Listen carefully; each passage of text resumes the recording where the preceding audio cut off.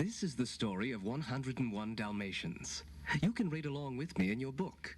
You'll know it is time to turn the page when the chimes ring like this. Let's begin now. Hello, my name is Pongo, and I'm a Dalmatian. That's a stylish dog with spots. I live in London with my master, Roger. He's a clever fellow who writes songs all day long. That gets rather dull after a while, but at least we take a walk in the park every day. It was in the park, in fact, that I spotted my perfect mate, Perdita, a beautiful lady Dalmatian. Her owner was a lovely young woman named Anita, but Roger didn't even notice her. I couldn't let this chance go by. Pulling at my leash, I raced in front of Anita. Pongo, where are you? Oh, I beg your pardon, miss. And so you could say that I brought Roger and Anita together. Soon they were husband and wife. Perdita and I couldn't have been happier. After that, life was far from dull. Our first chore was to turn Roger's messy bachelor flat into a real household. It was no easy task. I suppose that's why we hired Nanny, our cook and housekeeper. Soon the place was the perfect home for two couples just starting out. Life was grand. And one day, Perdita gave me wonderful news. Pongo, dear, we're expecting puppies. Finally, the big day arrived. Nanny was so excited. Mr., Mrs., the little ones are here. We rushed into the kitchen. There sat my proud Perdita with 15 adorable puppies. Roger and I danced around the room. Pongo, old boy, congratulations. Then, a harsh knocking cut our celebration short. Nanny opened the door, and there stood Anita's old classmate, Cruella de Vil. Perdita trembled. Oh, Pongo, it's that evil woman. Cruella swept into the kitchen, wrapped in expensive furs. Anita, darling, I heard you were expecting Dalmatian puppies. I'll buy every single one of them. But then, Cruella caught sight of our puppies. Ugh, they're mongrels, Anita. No spots. No, Cruella. Dalmatians are born white. They'll get their spots in a few weeks. Oh, then I'll take them all. Roger saw Perdita's frightened look. No, we're not selling the puppies. You won't get a single one. Cruella sneered. All right, keep the little beasts, but you'll be sorry. The next few weeks passed quickly. The puppies all grew and got their spots. Nanny watched over them like a proud grandmother.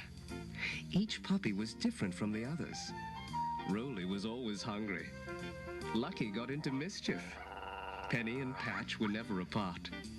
But they all loved to watch television. Their favorite program was Thunderbolt, the Wonder Dog. Each week the pups cheered as their hero brought another criminal to justice.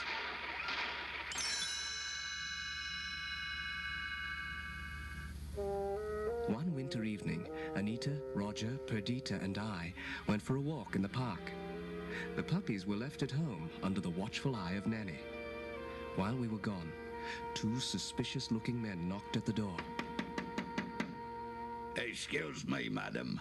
We are here to read the electric meter. Oh, no, you're not. No, you can't come in here. But the two pushed their way into the house, locked Nanny in the attic, and stole all the puppies. No one, not even the police, could solve the case. Purdy and I were beside ourselves with grief. I'm afraid it's up to us now. We'll use the twilight bark to alert all the dogs in London and in the villages nearby.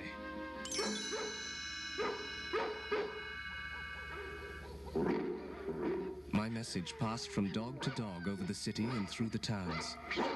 It was late at night when the call reached the village of Suffolk. An old sheepdog woke up. I say, it's an alert. One long howl, two short, one yip and a wolf. 15 little Dalmatians have disappeared.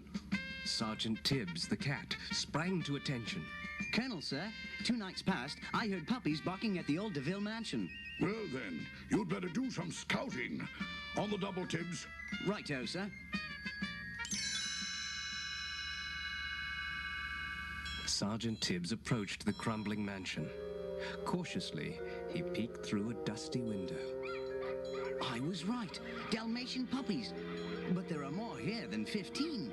Actually, there were 99 puppies, plus the 2 crooks, Horace and Jasper, and 1 Cruella DeVille. Finish it tonight. I don't care how you get rid of them. I want my spotted coat by morning. Do you hear? Sergeant Tibbs raced back to report to the Colonel, who sped the message to us in London. Purdy, they have found the puppies at the old DeVille mansion in Suffolk. But it's so far, Pongo, and it's beginning to snow. We must leave right now.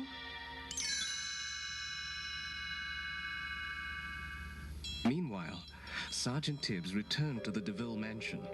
Luckily, Horace and Jasper were too busy watching television to notice. Psst. Puppies, come with me if you want to save your skins. One by one, the puppies crept through a hole in the wall. Tibbs was boosting the last pups out when the crooks spotted them. They're getting away, Horace. At that moment, Perdita and I burst into the house. Snarling and snapping, we kept Horace and Jasper busy, while the pups escaped into the night.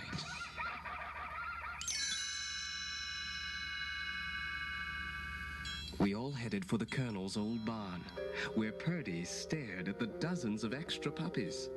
Why would Cruella want so many, Sergeant Tibbs? She was going to make coats out of them, ma'am. She's a devil, a witch. Oh, Pongo, what'll we do? We have to get all the puppies back to London somehow. Tibbs cocked an ear. Colonel, sir, there's a truck heading this way. Horace and Jasper are following our tracks. We'll hold them off to the bitter end, Sergeant. Pongo, you'd better head out the back way. Horace and Jasper stepped right into the Colonel's trap. As the old sheepdog kept them at bay, Captain the Horse took aim and kicked both the crooks right through the barn wall. Horace and Jasper limped back to the mansion, where they found Cruella waiting for them. You fools! Get in the truck and find those puppies! Meanwhile, we struggled across the snowy countryside looking for shelter. A friendly cocker spaniel put us up in a warm dairy barn, but we weren't safe yet.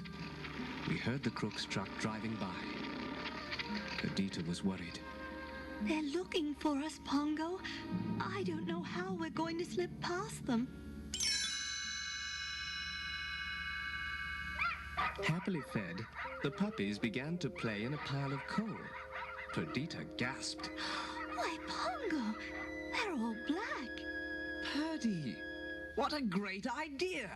We'll all roll in the dust and disguise ourselves. Cruella won't recognize us. Meanwhile, the cocker spaniel found us a ride home to London in a moving van.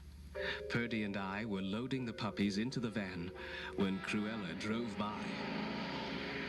Unfortunately, a drop of snow fell onto my coat and washed away the soot.